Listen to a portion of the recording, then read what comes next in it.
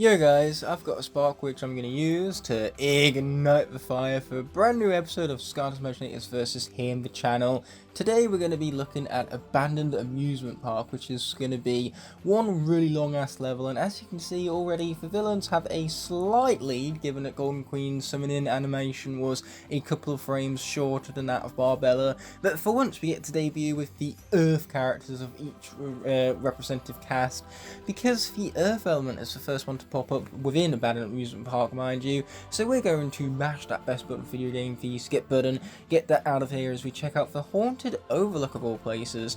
Now this level is all about getting a cake made in order to infiltrate Chaos's lair in a Trojan horse style operation, but first things first, it's going to be hard to actually make the cake in the Abandoned Amusement Park without a key to gain access to said amusement park, and it would appear as though jumping and moving has granted Barbella a slight frame lead over Golden Queen because she seems to be slightly quicker at doing such things. That is one thing that I was not expecting to occur because Barbella is generally a pretty slow character, but you could say the same for Golden Queen as well. It's a shame that the starter pack characters in this game are very slow paced. They are certainly good and very powerful, but that doesn't make him fast paced, I'm afraid.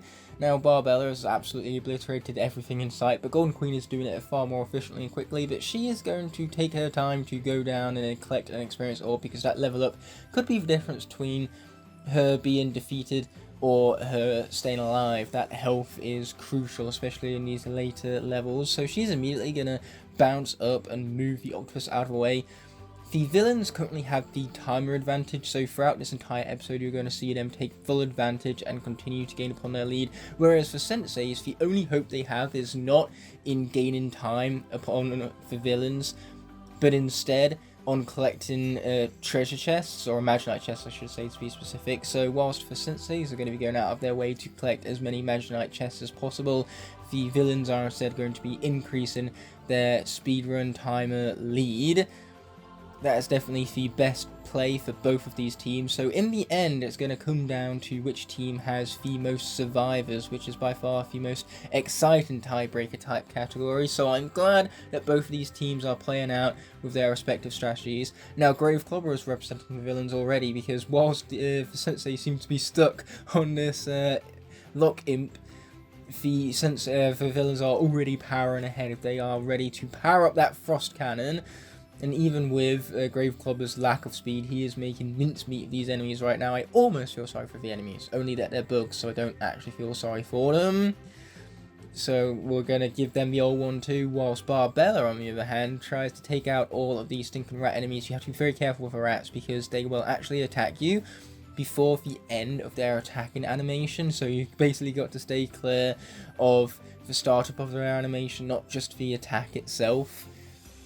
But it's not like these rats are much of a problem for Barbella. As you could tell, she once again made mincemeat out of them, engaging them in a stun loop, which meant that they never even had an opportunity to get anywhere near Barbella, as she was too busy stunning them whenever they had the chance to try to get up close and personal with her.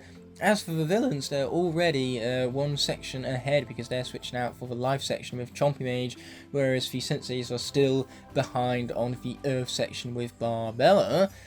Now she's slowly going to make her way towards the enemies, and here, rather than doing what Golden Queen did, she's not going to bypass the enemies, because by defeating them, she's going to garner an Imaginite chest, which is much needed for the Senseis. Again, that is the only hope they have in winning this series, by collecting all of the Imaginite chests they possibly can to win in that category, and then by winning in the survival category, which seems easier said than done given that the teams are still tied up after the legendary event that Wolfgang went through in the Dragon Temple, as he almost single-handedly clutched out that entire level. That was an insane clutch, which single-handedly evened out the odds in both of these teams' favours.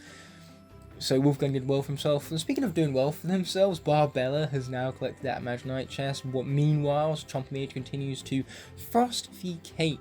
Not the most fun section of Imaginators, I must admit. The cake really does slow down the pace and flow of the level. It feels very inorganic and forced. It's filler content, so pretty much anything to do with cakes and Imaginators sucks, which is a shame because I love cakes. In fact, if anything at all, Imaginators has given me a disliking for cakes, and I do not like that at all, because cakes are meant to be delicious. They are meant to be a taste you take a liking to, and yet Imaginators leaves that sour taste in your mouth. That's the last thing you want. Ugh, a sour cake?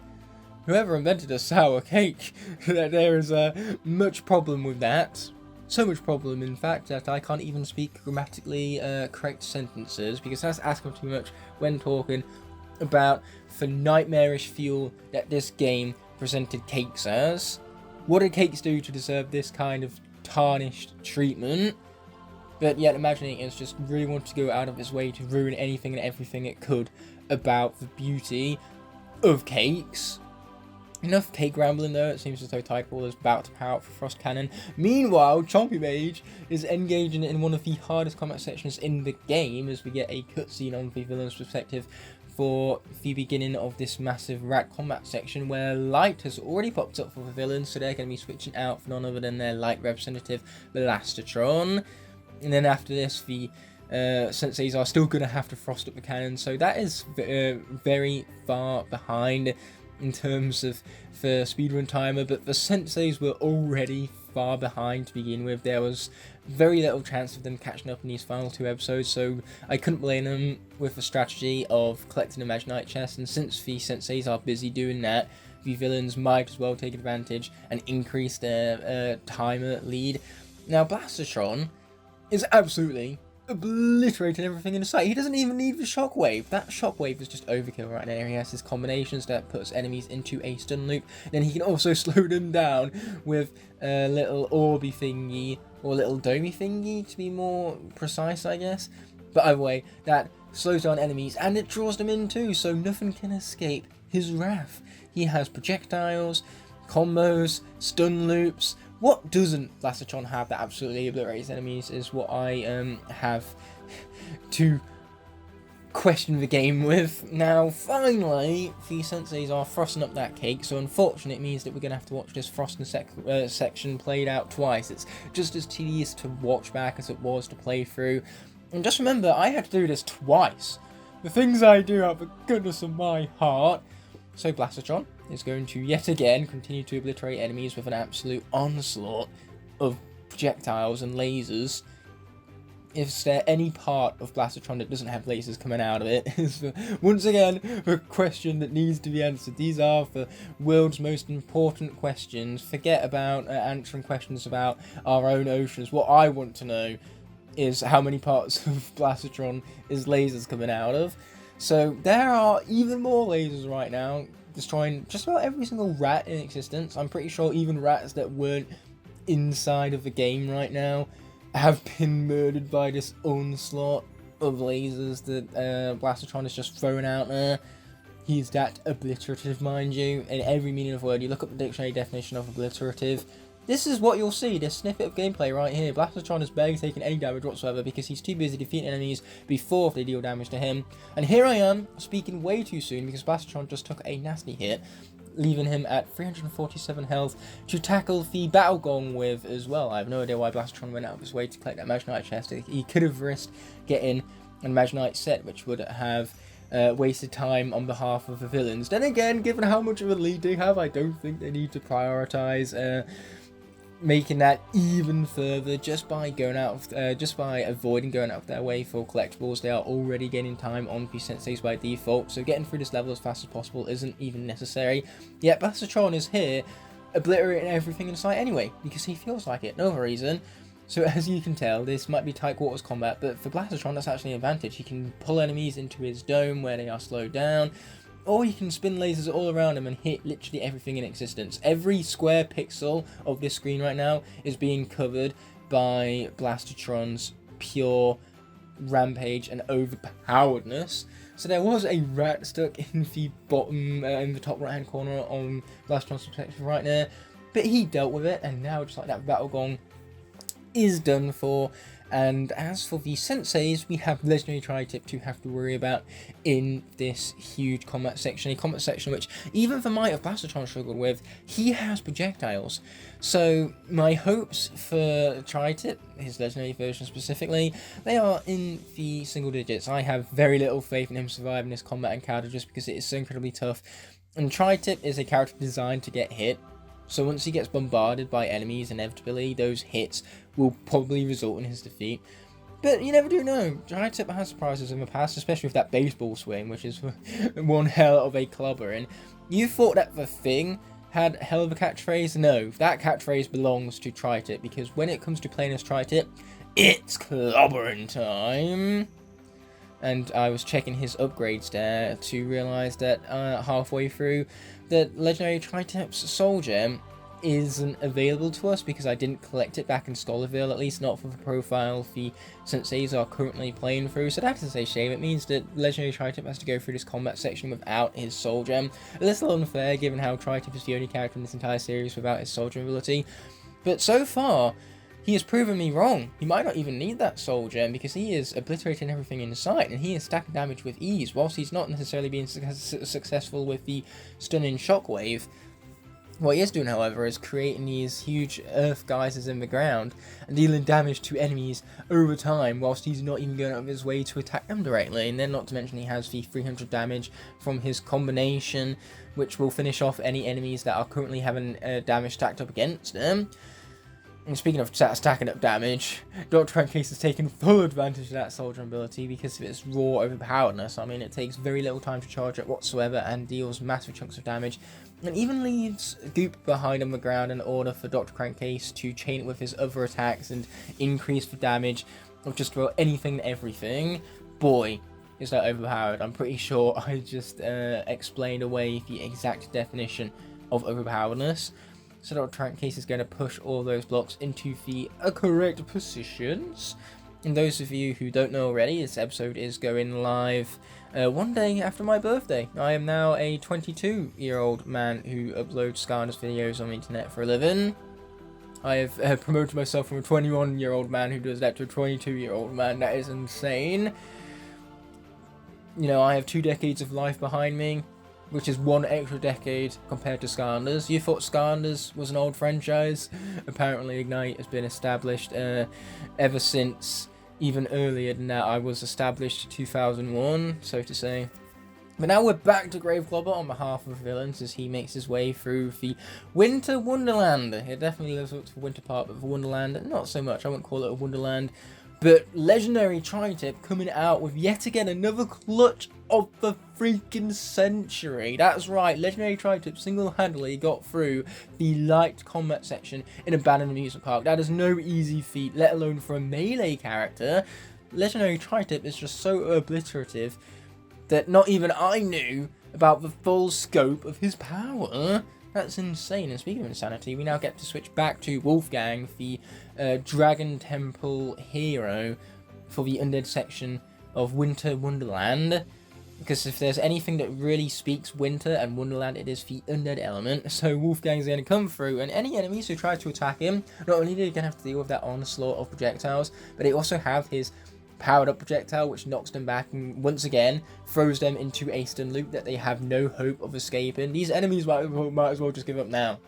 In fact, what they effectively did was give up because Wolfgang was so effective in combat that he destroyed them very, very quickly. And speaking of destroying stuff very, very quickly, legendary tri-tip isn't quite out of deep waters yet. He still has to defeat all of the enemies in this Gong challenge, but so far he has been very successful, to say the least. The gameplay kind of speaks for itself. 300 health remaining, and there's one final enemy in the top left-hand corner. You've just got to be very careful that that rat isn't the enemy that does him in the end, because that would be a truly tragic way to lose legendary tri-tip. Once again, he garners another Imaginite chest on behalf of the senseis. Meanwhile, the villains switch out for their final representative in the level, Dr. Crankcase. He just needs to complete the rest of the level and then beat the Doomlander at the very end, the Quickshot Doomlander. But beating the Quickshot Doomlander, as we all know, is a feat easier said than done. Meanwhile, legendary tri-tip makes his way across the Ferris wheel because, you know, it's an amusement park. You gotta have amusements. even though, in my personal opinion, the Ferris wheel is one of, if not the utmost boring ride you can find in an amusement park. Now we're going to be switching out for Chain Reaction, who luckily, for the sake of this video, is the opposite of boring. He's going to be engaging enemies here at the Cosmic Crane, because once again, if there's anything that screams amusements, it's cranes, apparently. There is some food back there, not that Chain Reaction needs it. He's too busy stacking up damage against enemies, and whilst they're busy being defeated by his absolute raw overpoweredness, they cannot deal damage to him. So yeah, needless to say, Chain Reaction certainly is being efficient in combat right now. Not quite as efficient as Dr. Crankcase, because as you can tell, Dr. Crankcase is getting through this section very, very quickly. A lot more so than the Senseis. But by the time this episode is over, the villains are going to have garnered another 10 minutes at the bare minimum over for Senseis. That's exactly what the Senseis needed, and an even bigger speedrun deficit. Exactly what they needed indeed. Now there is a Locke imp puzzle up there nearby Dr. Crankcase, but that's something that not even the Senseis are going to tackle, because that area doesn't even count towards all areas found. Chain Reaction with the utmost worst platform I've ever seen, and I thought Bookshot's platforming back in episode 4 was terrible. That brings a whole new meaning to the word terrible, that kind of platforming prowess, or should I say lack thereof.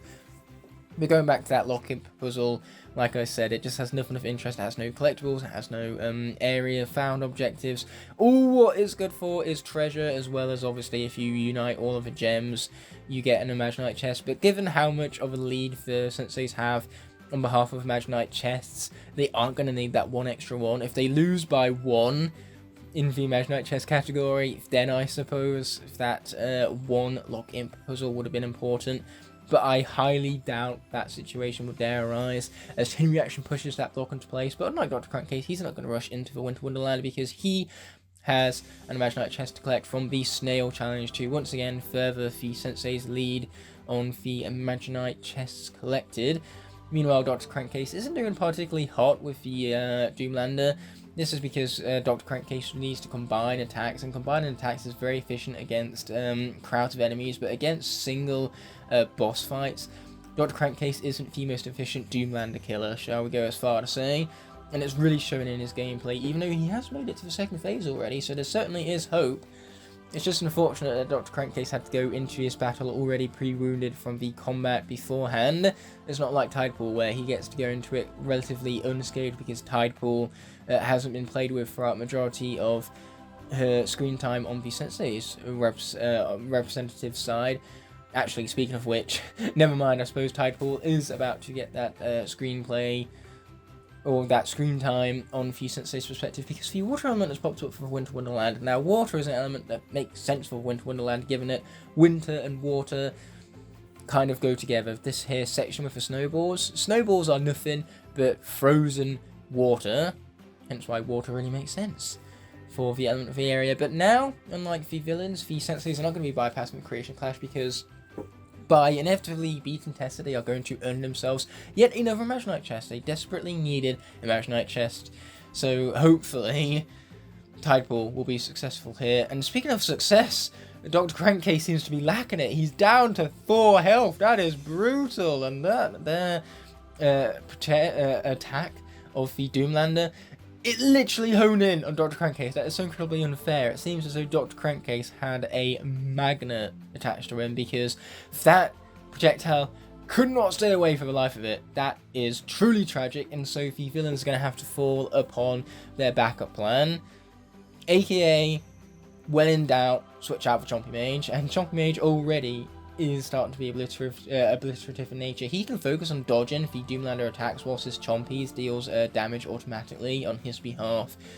It is very overpowered indeed, because already we are at the final phase of this quickshot Doomlander man is at a tough boss fight. But Tidepool was actually successful with the Creation Clash game, luckily for them, so for Sensei don't need to worry about even more wasted time. And they are slowly but surely, keyword here is slowly, but also surely, I suppose, they are slowly but surely making their way towards the Quickshot Doomlander, as they have finally found the undead section in the Winter Wonderland where Pit Boss can take precedence. Now there goes Chompy Mage, by some miracle avoiding every single one of the Quickshot Doomlander's attacks. Not a common phrase, I must admit. Usually the Doomlander is busy, obliterating my Senseis by now, but Chompy Mage is handling this like an absolute champ, because that's exactly what Chompy Mage is. Him being a champ sums up his character perfectly. He is so incredibly overpowered. That was until he got hit twice and now has lost, well, thrice I should say, because he's lost half his health bar already. That is rough. Let's hope that we don't lose Chompy Mage, because we really need him for the last 2 episodes of the series. And luckily that's exactly what's going to occur, because Chompy Mage has successfully defeated the Quickshot Doomlander. Thank goodness for that. The villains are already almost coming to an end for this particular level, whereas the Sensei still have a good chunk of level to beat. Pit-Boss is slowly but surely making his way through it, and in a second he is going to have to deal with the puzzle that grants access to that treasure chest we saw locked up earlier, something which the villains bypass entirely, but the Senseis are going to want to grab it, because if they collect all of the collectibles, obviously as a reward they get a level star, which means more Imaginite chests for their vaults, exactly what they need. So let's go ahead and collect that treasure chest with Pit-Boss, whilst the objectives play themselves out for the villains. And as you can see, if they failed pretty much every single objective, they are only getting the single level star for their Imaginite vault, but they're so far behind on Imaginite chests that I don't think a couple of extra level stars would have changed that.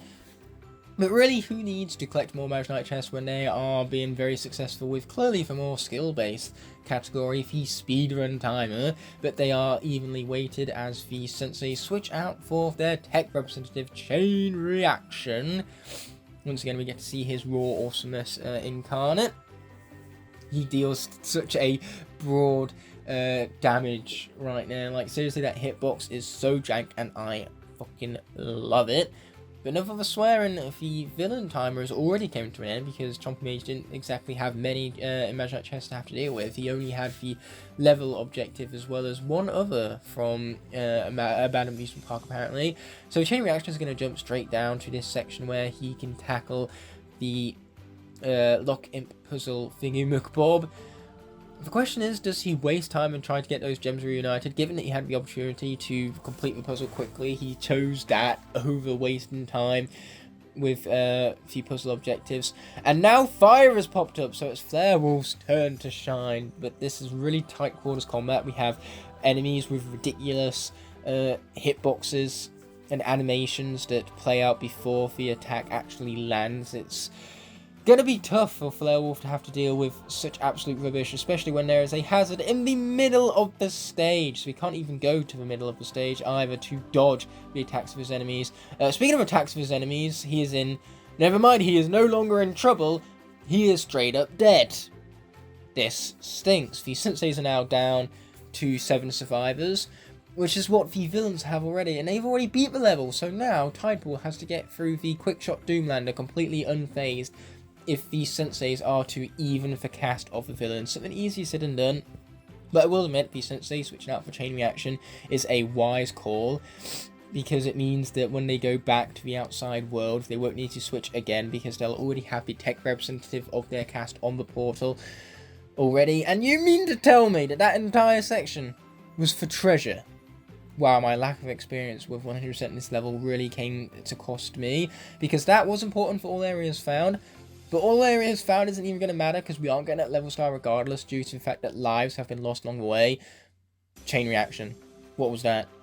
Like, seriously, I thought the crane platforming was bad, and now he has gone and brought a whole new definition to the word bad. Like that was bad.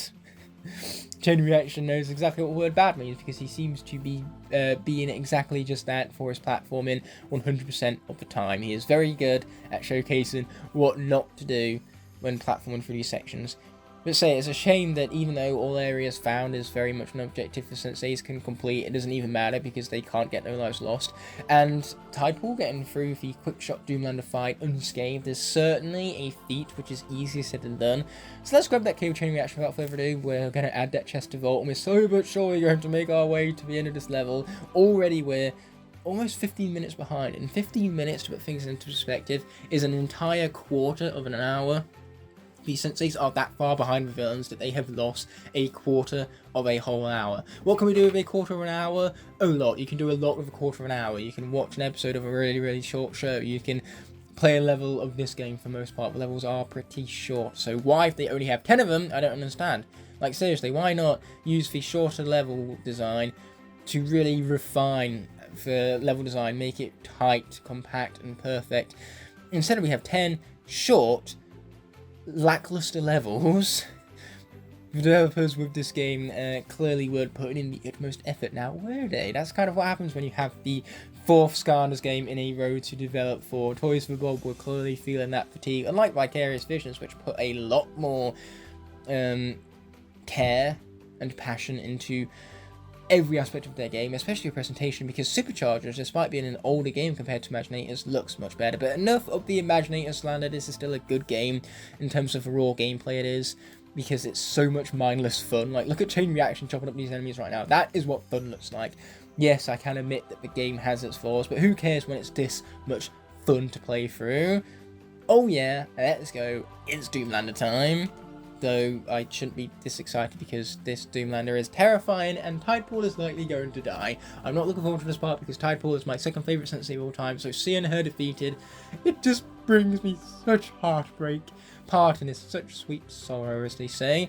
But luckily for me, Tidepool is British, so I suppose our Britishness in common can be a morale booster. We'll see if Tidepool's Britishness is enough to clutch this fight out. If there's anyone who could defeat a quick shot thug, it is clearly a British marine creature thingamabob. What it is about this marine creature which screamed British to developers, I don't know, but you know what? I'll take it. Any sort of British representation in Skylanders, I will take it.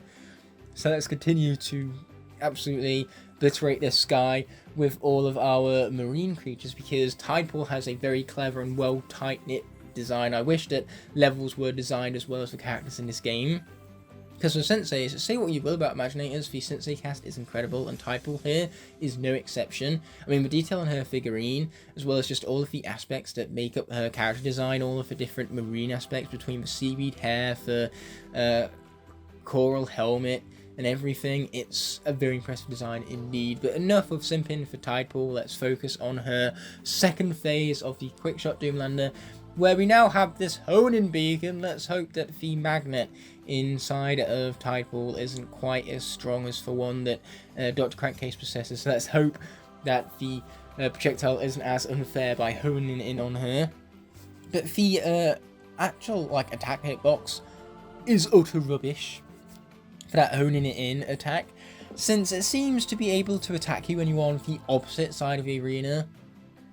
Despite that, it deals the damage regardless. I mean, granted, that damage was definitely deserved on behalf of Tidepool, but she had not much choice there. She was really stuck between a rock and a hard place, so that damage was effectively inevitable. And it's rough because Tidepool is now down to 300 health and only halfway through the Doomlander's health box, but that's being generous. It's not really accurately halfway. Never mind, I suppose it is. In the time it took for me to say that sentence, Tidepool stacked up so much damage that she is now halfway through the Doomlander's health bar. At the very least, we only have Lander left in terms of how much the gauge is filled for the Doomlander's health. And thank goodness for that chunk of armor right there. Armor is being Tidepool's absolute savior right now, and it's convenient because Tidepool has a ton of armor. In fact, speaking of which, she just shielded the second hit of that there attack of the Doomlanders. It basically means that now she has shielded 2 killing blows, which is what I'm trying to say, and yet somehow I'm getting tongue-tied in saying it. I get tongue-tied in the craziest, weirdest, most things, but now we have shockwaves as well as double honing projectiles to deal with. This is fantastic. I am not worried in the slightest for Tidepool's safety or my sanity for that matter, but she could clutch this out. We have seen legendary clutches from these Senseis before, obviously not on behalf of Flarewolf, who died tragically and died for no reason whatsoever. He died for the sake of treasure. I will not forgive myself for that. That is basically the true definition of tragedy. Much like how this video has showcased the definition of obliteration, it has also showcased the definition of tragedy. So you look up either of those words in the dictionary. This episode is what you'll find for those definitions. And now Tidepool is down to 1 health. Her soul gem is kicking in for her final chance against this boss. She is so close. Can she glitch this out? Oh my word. This is some very skillful dodging right now. Maybe, I was about to say, maybe for British factor, for secret hidden stat was going to be enough to clutch this out. But I was wrong, and we're going to switch out for Starcast whilst the Doomlander is within an inch of his health. This is so unfair because Tydepool was so close. She did that much better than Dr. Crankcase, but in the end it didn't even matter because she was defeated anyway. But at the bare minimum, Starcast was able to complete what Tydepool was not. Her Britishness alone was not enough to clutch this out. She needed to do better, unfortunately. If she didn't take damage prior to going into the quickshot Doomlander, she certainly would have stood a much better chance. But luckily, Starcast was indeed successful at finishing her work. You know, this is one of those situations where Starcast might have opened the pickle jar, but it's only because Tydepool loosened it to begin with. But now we have some Imaginite parts to be collecting, and you can tell that the Sensei's had the least most experienced run because they also have all of the Doomlander goodies from having beat the level the very first time in this PlayStation 4 global save file. So they do get an additional Imaginite chest from the collectible star, but for the dares they failed No Lives Lost and the speedrun objective. But they did get all areas found, which is an impressive feat in and of itself, even though by finding one of the areas, Flare Wolf was lost along the way. I didn't even know that that section had a fire element strength behind it, a fire elemental buff, you could go as far to say. I didn't even know that that section was fire, so that goes to show my inexperience in my shop switching out for Flare Wolf. I didn't see it coming and I wasn't prepared, so those tight quarters really screwed me over there. But luckily, when it comes to the Imaginite chest being collected, the Senseis are not being screwed over because that timer, that counter even, it continues to increase as they go through their Imaginite vault. But there's only 2 more chests to go before this episode comes to an end. So just like that, now that the final chest is being opened, this episode right here is going to be coming to an end. I cannot, in good conscience, end of this video without first thanking all of my incredible channel members whose continued support help make these videos possible. Without them, these videos would be near impossible to make, so from the bottom of my heart, I truly appreciate every last one of them. If you enjoyed this video and would like to see more, there are plenty of options on screen now to explore, and please consider subscribing to keep up to date with all my content. On that note, this video is coming to an end, so thank you so much as always for watching. Until the next video arises, peace!